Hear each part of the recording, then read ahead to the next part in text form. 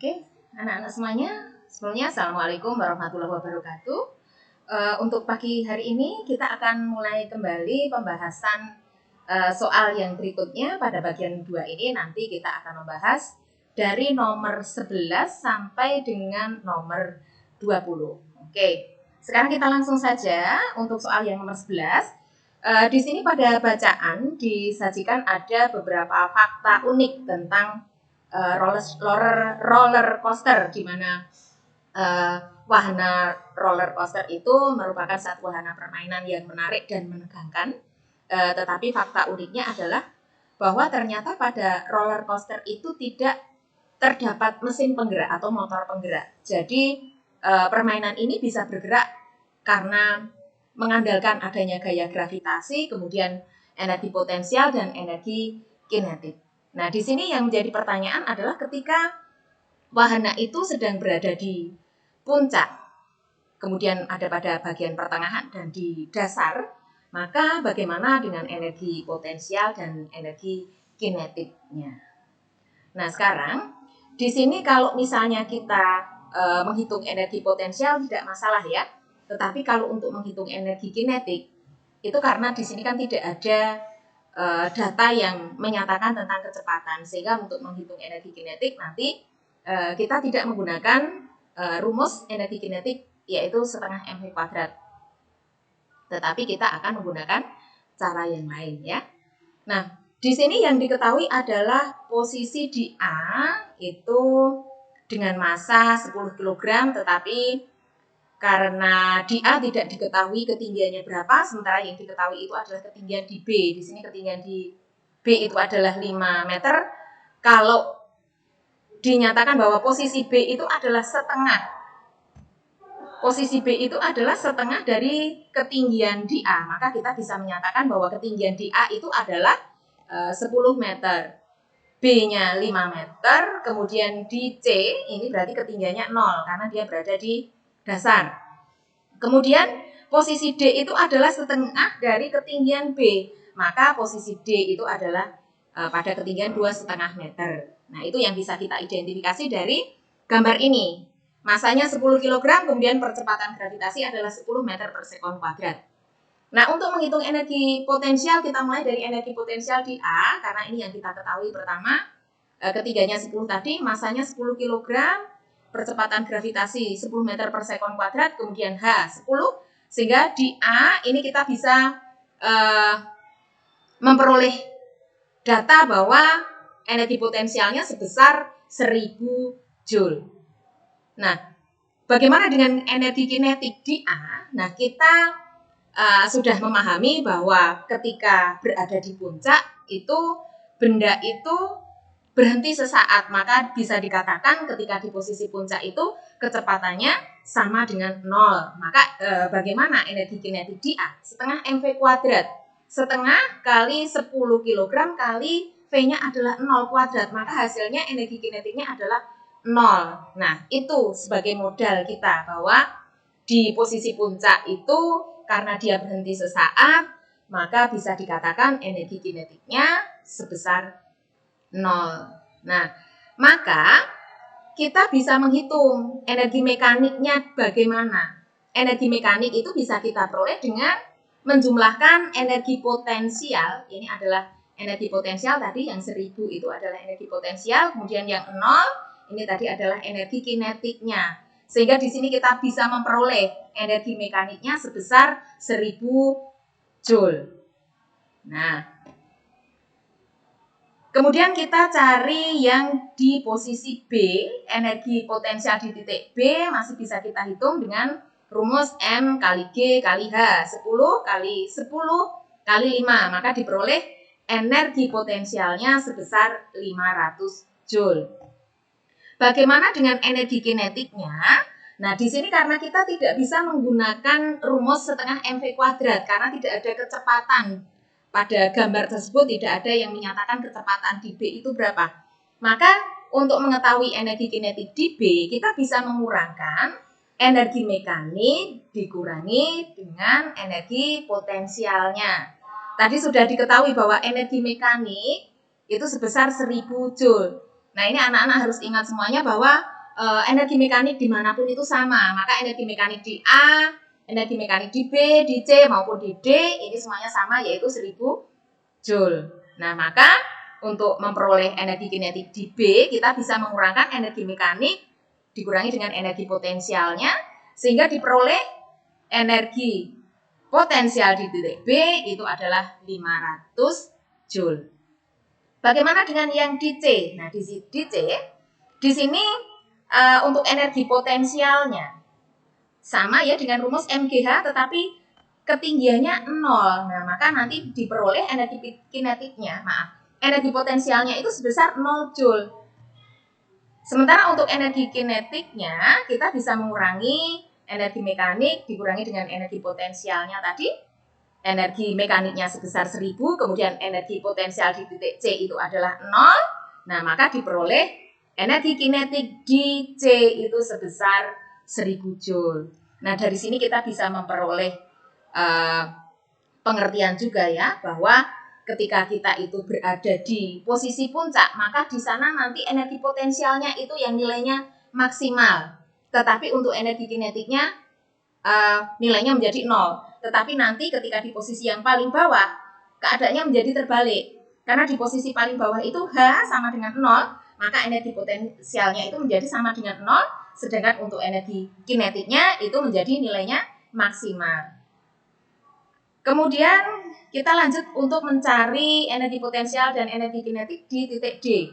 Di titik D kita pergunakan energi potensialnya MGH, kita masukkan lagi dengan ketinggian 2,5 meter, maka diperoleh energi potensialnya adalah 250 Joule. Kemudian untuk energi kinetik kita kurangkan kembali, energi mekanik dikurangi dengan 250 Joule sehingga diperoleh energi kinetik di D itu adalah sebesar 750 Joule. Nah, kita sudah menghitung energi potensial, energi kinetik di masing-masing titik ya. Sekarang kita cek pada alternatif jawabannya. Sekarang kita lihat di A. Energi kinetik di D, kita lihat energi kinetik di D. Setengah dari energi kinetik di B. Apakah benar? Nah, di sini diperoleh energi kinetik di D itu adalah 750 Joule, sementara energi kinetik di B itu adalah 700 Joule. Nah, berarti ini tidak benar ya, karena 750 Joule itu tidak setengah dari 500 Joule. Maka pilihan yang A ini salah. Kita lanjut pada pilihan yang B. Energi potensial di B. Energi potensial di B itu ini ya, 500 Joule adalah 2 kali energi potensial di D. Energi potensial di D itu adalah 250 Joule. 500 Joule itu adalah 2 kalinya 250 Joule. Nah, ini adalah pilihan yang benar. Maka kita memilih yang B ini. Sekarang kalau kita cocokkan untuk alternatif jawaban yang C, energi potensial di A adalah 2 kali energi potensial di C. Energi potensial di A berapa? Energi potensial di A itu adalah 1000 Joule. Kemudian kalau energi potensial di C itu ternyata 0. Nah, berarti kan bukan setengahnya. Maka alternatif jawaban yang C ini juga bukan alternatif jawaban yang benar. Oke, sekarang lanjut pada alternatif jawaban yang terakhir, yaitu yang D. Energi kinetik di C 2 kali energi kinetik di A. Kita lihat untuk energi kinetik di C itu adalah 1000 Joule. Sementara untuk yang di A itu energi kinetiknya tadi adalah 0 ya. Energi kinetik di C itu 1000 Joule, sementara di A 0. Berarti bukan 2 kalinya. Maka alternatif jawaban yang D ini juga salah. Oke. Jadi untuk nomor 11 jawaban yang benar adalah yang B. Oke, lanjut ke soal berikutnya, soal nomor 12, ini tentang pengaruh dari posisi matahari, bumi, dan bulan. Nah, disajikan gambar matahari, kemudian bulan pada posisi nomor 1, nomor 2, nomor 3, dan nomor 4. Maka nanti kemungkinan apa yang akan terjadi? Nah, pengaruh dari posisi bulan, bumi, matahari ini salah satunya adalah pada fenomena terjadinya pasang surut air laut. Nah, kita mengenal ada dua macam peristiwa pasang surut, yaitu yang pertama adalah pasang purnama. Kapan terjadinya pasang purnama? Itu adalah ketika posisi bumi, bulan, matahari berada pada satu garis lurus. Nah, kapan terjadinya?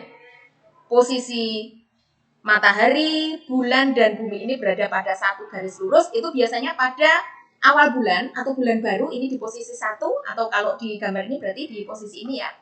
Ini posisi 1.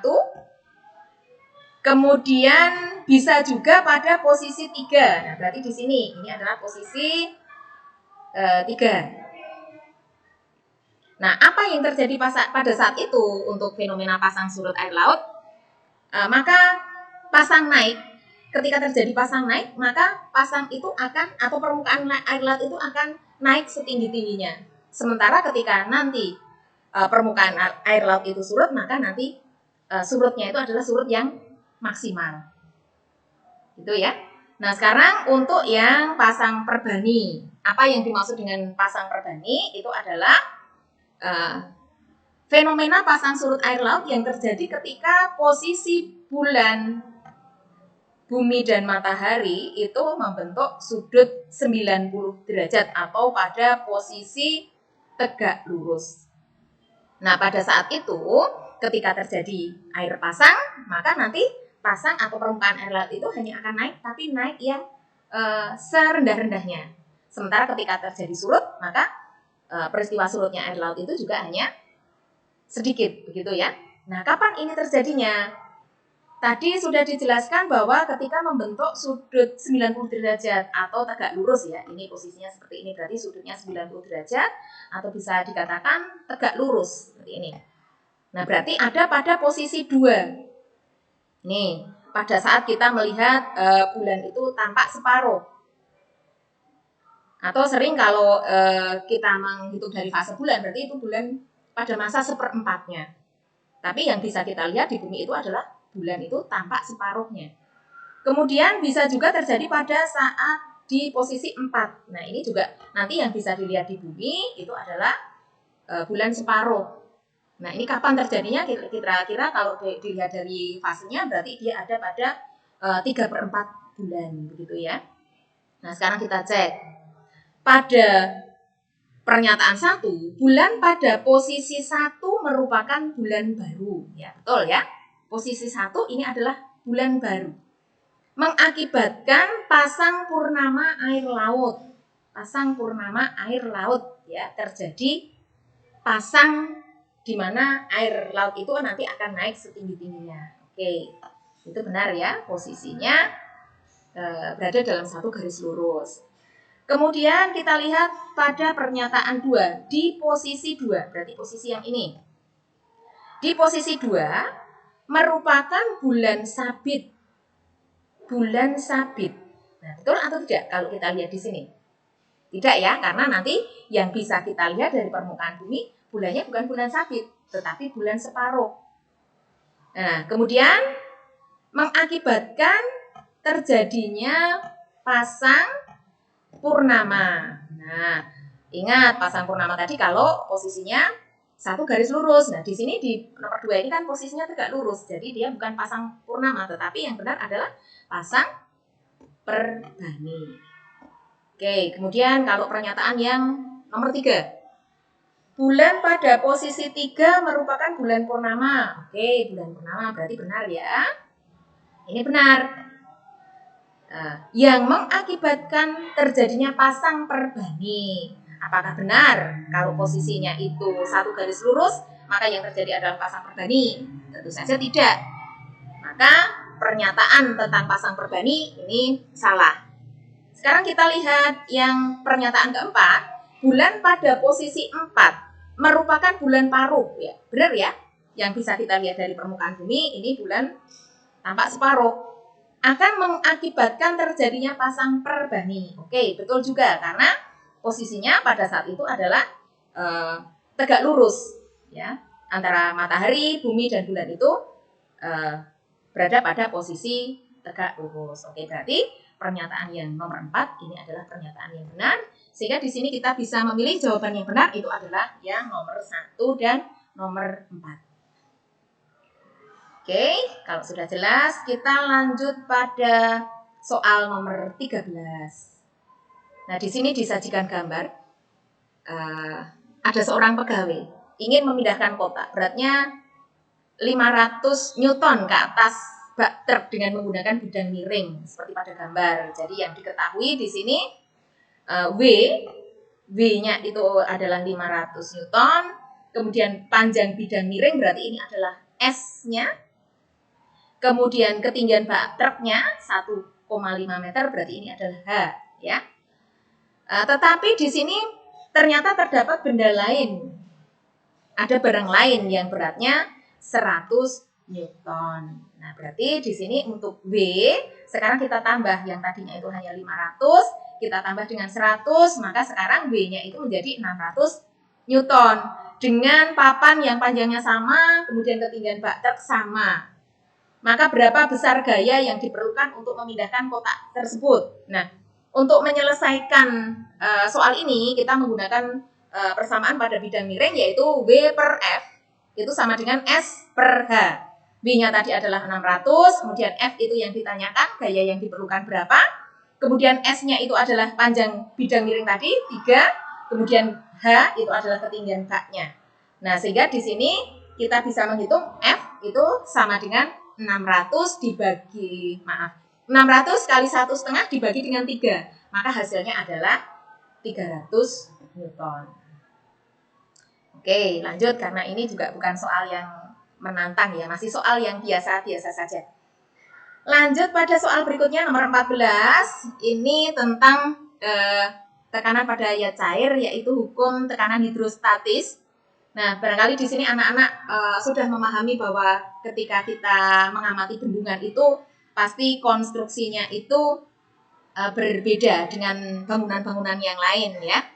Pasti di bagian dasar itu nanti akan dibuat di sini lebih tebal jika dibandingkan dengan di bangunan yang ada di bagian lebih di atasnya. Nah, mengapa demikian? Ini tentu saja dengan pertimbangan faktor keamanan ya, bagaimana supaya bendungan itu bisa awet, kemudian ketika dia menampung air dalam jumlah banyak, maka bendungannya tidak retak atau jebol yang kemungkinan nanti kalau seandainya terjadi retak atau bahkan sampai jebol itu nanti akan membahayakan lingkungan yang ada di sekitar bendungan tersebut. Dari gambar yang bisa kita identifikasi apa? Yang pertama adalah untuk posisi A. Posisi A ini ketinggian air dari permukaan sampai ke posisi A itu adalah 180 meter. Kemudian untuk yang B ini posisinya dari permukaan air di sini adalah 8 meter. Sedangkan untuk yang C dari ketinggian air sampai ke dasar di sini adalah 120 meter. Nah, jadi seandainya massa jenis air itu 1000 kg per meter kubik, kemudian percepatan gravitasinya adalah 10 meter per sekon kuadrat, kita bisa menghitung besarnya tekanan hidrostatis di masing-masing titik. Nah, sekarang kita akan mulai dari di titik C dulu, berarti ini titik yang paling bawah di dasar bendungan ya. Ingat untuk menghitung ke tekanan hidrostatis itu ketinggiannya itu adalah ketinggian zat cair yang ada di permukaannya. Jadi dari permukaan sampai ke dasar begitu ya.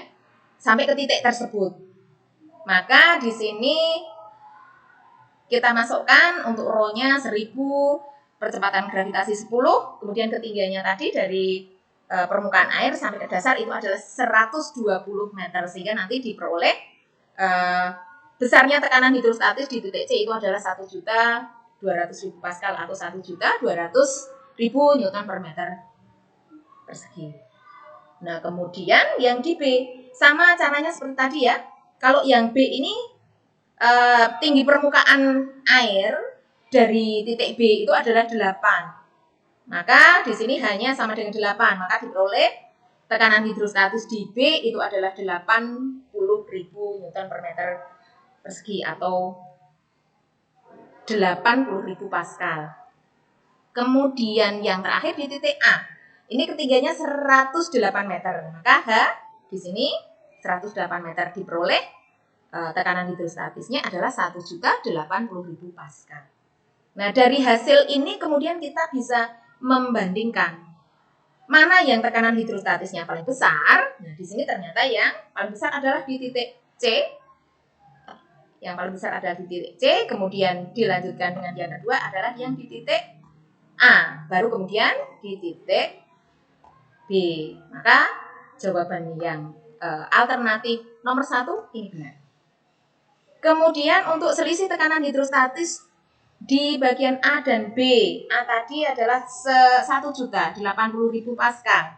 Kemudian yang B itu adalah 80.000 Pascal, maka selisihnya adalah 1 juta. Oke, berarti jawabannya benar ya. Nah, selanjutnya tekanan hidrostatis di A adalah 120.000 Newton per meter persegi. Betul atau tidak ya? Nah, kalau dihitung seperti ini berarti ini cara menghitungnya yang A itu ini mungkin ya. Ketinggiannya pakai selisihnya di sini, barangkali selisih dari dasar ini. Nah, kalau seperti itu, oh tidak kayaknya ya. Kalau misalnya menghitung dari dasar itu nanti yang dasar air sampai ke posisi di A itu yang diperoleh bukan tekanan hidrostatis ya, karena yang harus kita ingat adalah kalau tekanan hidrostatis itu ya cair yang memberikan tekanan itu adalah ya cair yang berada di permukaan titik tersebut, bukan di bagian bawah titik tersebut. Nah, maka di sini yang nomor 3 itu salah. Kemudian untuk yang nomor 4, selisih tekanan hidrostatis A dan C. A itu ini, kemudian yang C ini adalah 1 juta sekian, maka ini juga tidak benar. Jadi untuk yang nomor 14, jawaban yang benar adalah nomor 1 dan nomor 2. Oke, lanjut berikutnya di soal nomor 15. Ini tentang gelombang, disajikan gelombang gambar dari gelombang tsunami. Dari gelombang tsunami itu kita bisa mengidentifikasi besaran-besaran apa saja yang bisa kita jumpai di sana. Yang pertama adalah kalau kita amati bagaimana dengan panjang gelombangnya, bisa digambarkan seperti ini ya. Jadi panjang gelombangnya itu kan ketika semakin mendekati pantai itu ternyata panjang gelombangnya itu akan semakin kecil. Ya, semakin mendekati pantai ternyata panjang gelombangnya itu semakin berkurang atau semakin kecil. Kemudian untuk amplitudonya, ini berarti ketinggian dari gelombang tersebut. Ternyata ketika sampai di dekat pantai itu ketinggian dari gelombang itu kan semakin besar. Makanya tsunami itu semakin berbahaya ketika semakin mendekati pantai, salah satunya karena ketinggian gelombang tadi. Jadi dia bisa menggulung sampai ke ketinggian yang mungkin lebih dari 5 meter ya. Jadi mungkin ketika masih berada di lautan, di tengah-tengah laut itu kan gelombangnya tidak akan sampai tinggi sekali ya. Tetapi kenapa tsunami itu menjadi berbahaya? Karena kan ketika sudah mendekati bibir pantai itu tingginya menjadi semakin tinggi. Nah, itu yang bisa menyebabkan bangunan-bangunan yang ada di bibir pantai itu menjadi tergulung. Nah, ini berarti untuk amplitudonya bertambah. Ini benar ya. Amplitudonya bertambah. Kemudian untuk periode itu adalah waktu yang dibutuhkan untuk satu gelombang. Nah, periodenya bagaimana? Kalau kita lihat di sini dalam satu satuan waktu yang sama, berarti berapa banyak gelombang yang dalam satu satuan waktu yang sama, gelombang yang lewat di situ berapa? Nah, ternyata kan ketika mendekati bibir pantai, waktunya itu yang dibutuhkan itu kan semakin kecil ya. Waktunya itu semakin kecil ya. Untuk satu gelombang ini kan waktunya semakin sedikit, semakin berkurang. Kalau ini tadi waktunya untuk melakukan satu kali gelombang, ini di sini ada T. Nah, di sini nanti ada T lagi, tetapi kan semakin mendekati bibir pantai itu kan waktunya, dan di sini semakin berkurang. Periode gelombangnya berkurang.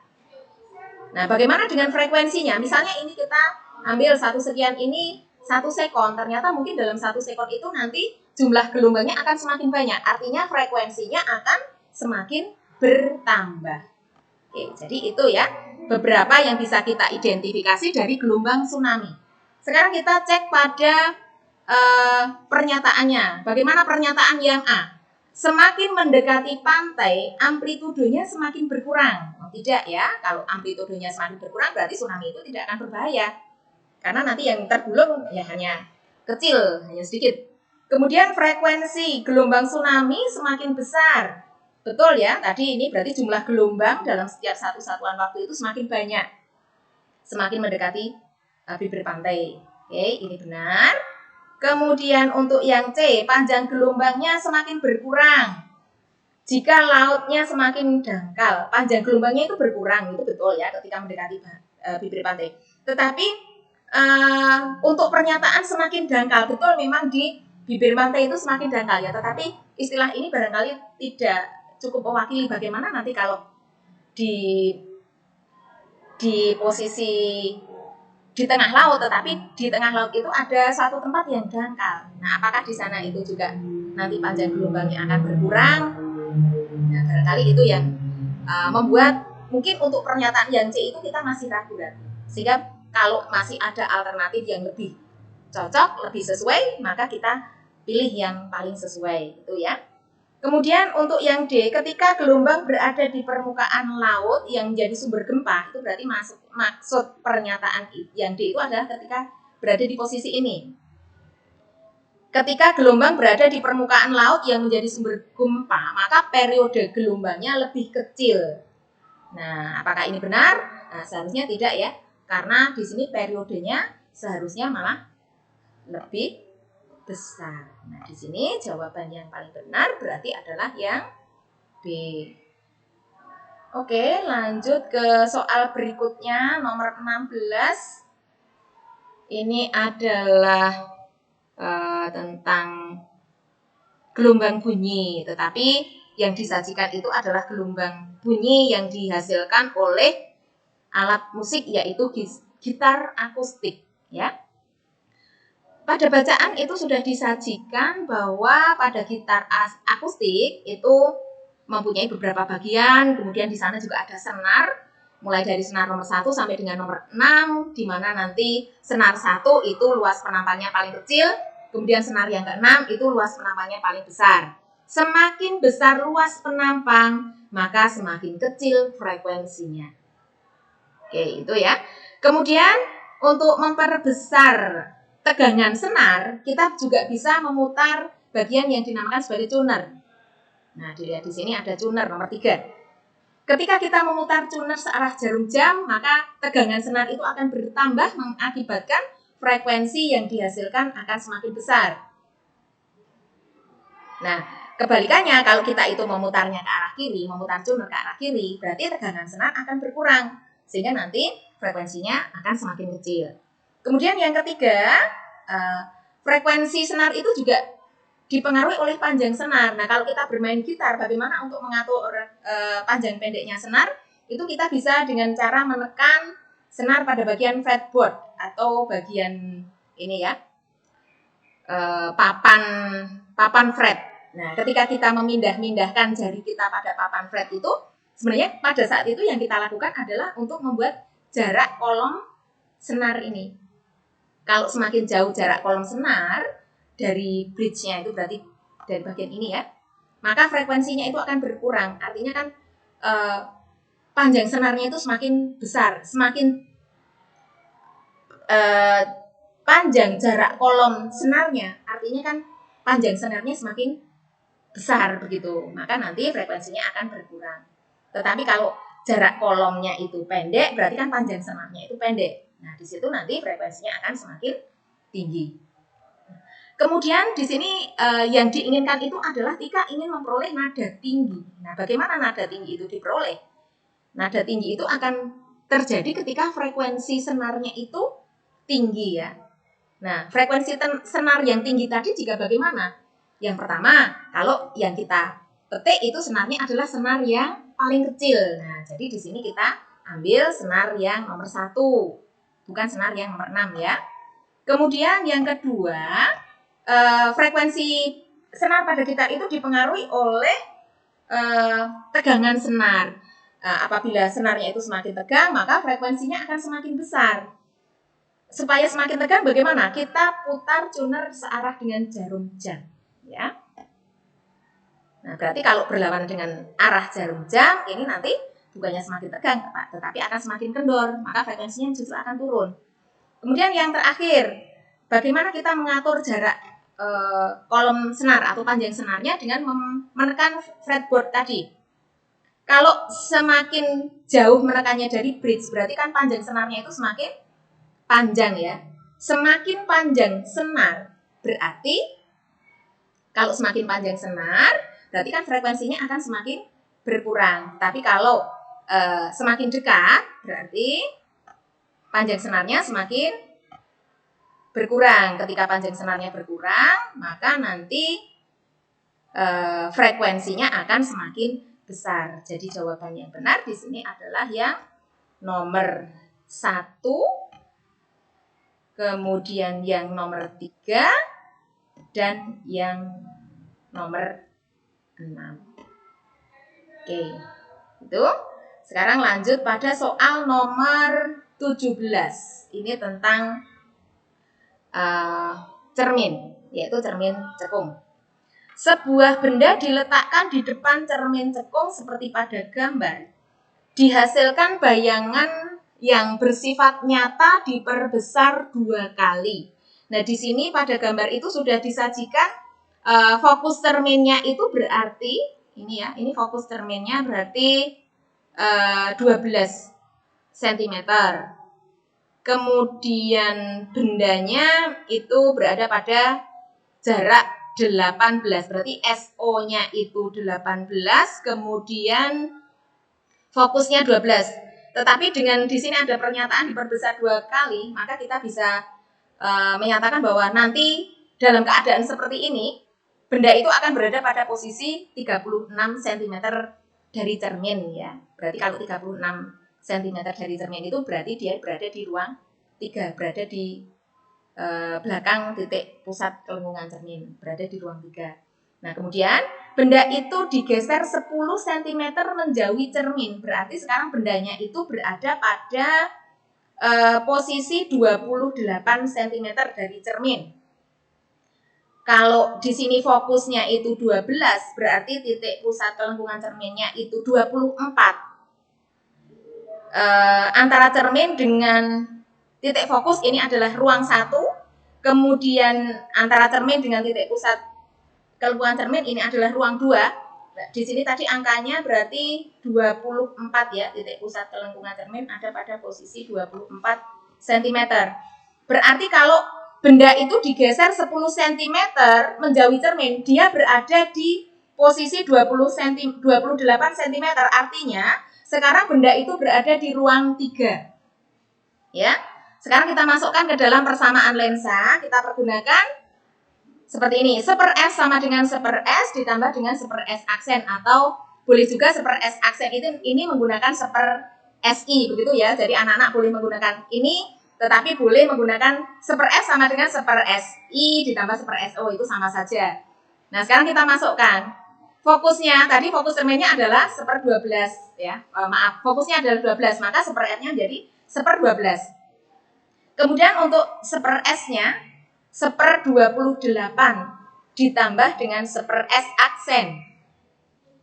S aksennya ini yang nanti akan kita cari. Sekarang bayangannya itu ada di mana? Nah, sekarang setelah kita masukkan, untuk yang 1/28 kita pindah ke ruas kiri menjadi bertanda negatif. 1/12 dikurangi dengan 1/28 sama dengan 1/S aksen. Nah, setelah kita samakan, penyebutnya menjadi 84, maka ini menjadi 7/84, kemudian ini menjadi 3/84 sama dengan 1/S aksen, maka 4/84 sama dengan 1/S aksen, diperoleh S aksen itu adalah 21 cm atau SI ya. Kalau anak-anak sering menggunakan istilahnya itu SI, ini sama saja. S aksen itu adalah SI.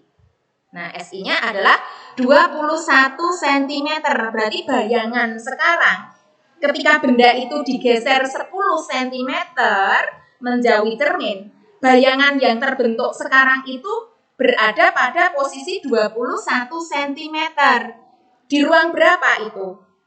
Nah, kalau tadi di sini 24, titik pusat kelengkungan cerminnya 24. Kemudian bayangan benda itu berada pada posisi 21, berarti sekarang bayangan bendanya itu menjadi berada di ruang 2 ya. Maka bayangan yang terbentuk itu berada di ruang 2. Nah, di sini kalau benda itu di ruang 2, maka bisa dipastikan bahwa nanti sifat bayangan yang terbentuk itu adalah bersifat terbalik. Tetapi kalau anak-anak lupa ini enggak masalah ya. Nah, di sini tadi kan kita sudah memperoleh kalau SI-nya itu hasilnya positif. Kalau positif, maka dia akan menghasilkan bayangan yang bersifat nyata. Nah, kalau nyata itu biasanya bayangannya adalah bayangan yang terbalik, begitu ya. Nah, jadi kalau anak-anak lupa benda itu di ruang berapa, nanti bayangannya akan berada di ruang berapa, tidak masalah. Karena di sini anak-anak sudah paham, ini adalah positif. Nah, positif itu nyata. Kalau nyata itu nanti bayangannya terbalik, begitu ya. Nah, sekarang bagaimana dengan perbesarannya? Perbesaran itu bisa kita peroleh dengan membandingkan jarak bayangan dengan jarak bendanya. Jarak bayangannya berapa? Tadi yang terbentuk sekarang jarak bayangannya adalah 21. Kemudian jarak bendanya setelah digeser itu 28. Oh, ternyata 0,75. 0,75 itu lebih kecil dari 1. Maka di sini bayangan benda yang terbentuk itu bersifat diperkecil. Nah, jadi bagaimana setelah digeser, bayangan yang dihasilkan akan bersifat nyata, terbalik, diperkecil. Oke, begitu lanjut ke soal berikutnya nomor 18. Ini tentang alat-alat optik ya. Di sini sudah disajikan ada beberapa bacaan yang barangkali nanti bisa dipergunakan sebagai sumber referensi. Bagaimana dengan kamera? Yang pertama itu tentang kamera ya. Untuk alternatif pilihan yang A tentang kamera. Kamera itu terdiri dari sebuah lensa cembung. Jadi yang dipergunakan di sini adalah lensa cembung. Berarti ini benar untuk lensa cembungnya. Tetapi bagaimana dengan bayangan yang dihasilkan? Nyata, terbalik, diperkecil ya. Ingat tadi kalau nyata itu bayangannya terbalik. Ternyata di sini nyata tegak. Oh, berarti ini tidak benar. Nah, kemudian untuk yang B, teropong itu terbuat dari 2 buah lensa positif. Kita lihat pada referensi ini. Teropong itu terdiri dari 3 buah lensa positif. Nah, lensa positif berarti lensa cembung ya. Nah, berarti di sini bukan 2, tetapi ada 3. Nah, dari 3 buah lensa positif tadi, salah satu lensanya itu nanti berfungsi sebagai lensa pembalik. Nah, dengan adanya lensa pembalik ini, bayangan yang dihasilkan yang semula itu nyata, terbalik, diperkecil. Nah, kemudian nanti akan diperoleh bayangan yang bersifat nyata, tegak, sama besar. Nah, di sini nyata, tegak, diperbesar. Nah, berarti yang tidak sesuai itu adalah pada bagian perbesaran. Kemudian untuk alternatif yang C, loop atau kaca pembesar, terdiri dari 1 buah lensa positif. Oke, benar ya, 1 lensa positif. Ini benar, berfungsi untuk memperbesar ukuran bayangan yang terbentuk pada retina. Oke, ini sesuai dengan pernyataan ini. Kemudian yang terakhir itu adalah kompor matahari, terbuat dari cermin cekung. Cermin cekung itu bersifat konvergen atau divergen. Nah, maksudnya dia bersifat divergen, menyebar. Dia konvergen untuk mengumpulkan cahaya. Nah, sehingga bagaimana ketika memasak menggunakan kompor matahari itu cepat matang itu bukan karena panasnya itu disebarkan, tapi justru dipusatkan. Ya, kalau disebarkan malah justru yang terjadi sebaliknya, kompornya itu menjadi tidak efektif. Ya, jadi di sini jawaban yang paling benar itu adalah pada bagian loop. Lanjut di soal berikutnya, nomor 19, ini tentang listrik statis. Setelah disajikan bacaan, kemudian ada seseorang yang menggosok penggaris ini dengan kain wool, kemudian dia menggunakan penggaris yang sudah digosok tadi untuk menarik sobekan-sobekan kertas. Ternyata sobekan kertas itu menempel pada penggaris.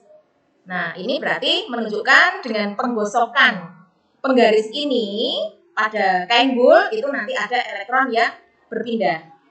Nah, yang berpindah itu dari mana? Ternyata elektron itu berasal dari kain wool akan berpindah ke penggaris. Maka di sini nanti penggarisnya itu akan bermuatan negatif. Nah, dengan dia bermuatan negatif tadi, maka dia bisa menarik potongan-potongan kertas. Oke, lanjut ke soal yang berikutnya, nomor 20. Ini tentang listrik dinamis ya. Aldo membuat rangkaian listrik dengan menggunakan beberapa buah lampu seperti pada gambar, di mana pada lampu 1 ini hambatannya adalah 20 ohm, lampu 2-nya 40 ohm, lampu 3 120 ohm, dan lampu 4-nya adalah 60 ohm. Sedangkan untuk sumber tegangannya di sini menggunakan aki yang menghasilkan tegangan sebesar 12 volt. Nah, maka yang harus kita hitung pertama apa? Di sini ada lampu yang dirangkai secara paralel, yaitu pada lampu 3 dan lampu 4. Maka kita harus menghitung terlebih dahulu hambatan pada yang rangkaian paralel. Jadi kita pergunakan persamaan 1/Rp sama dengan 1/R3 ditambah dengan 1/R4. 1/Rp sama dengan 1/R3 tadi 120 ditambah dengan R4.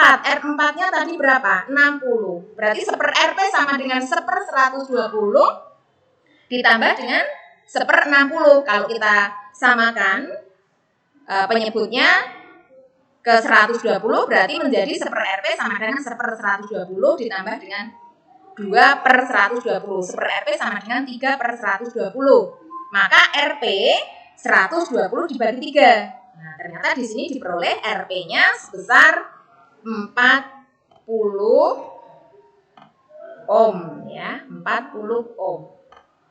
Nah, kemudian untuk yang hambatan totalnya bagaimana? Di sini masih ada 2 buah lampu yang dirangkai secara seri.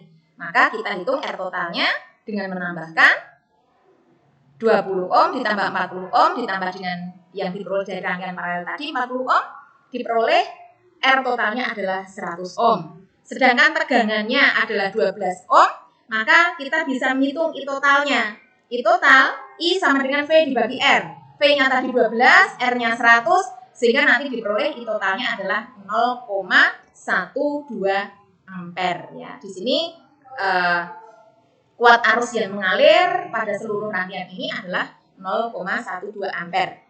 Kemudian yang ditanyakan adalah berapa kuat arus listrik yang mengalir pada lampu 4, pada R4 ini. Nah, maka kita bisa menghitung I pada R4 adalah rangkaian paralel di R4 tadi berapa? 40 dibagi dengan hambatan lampu pada R4 berapa?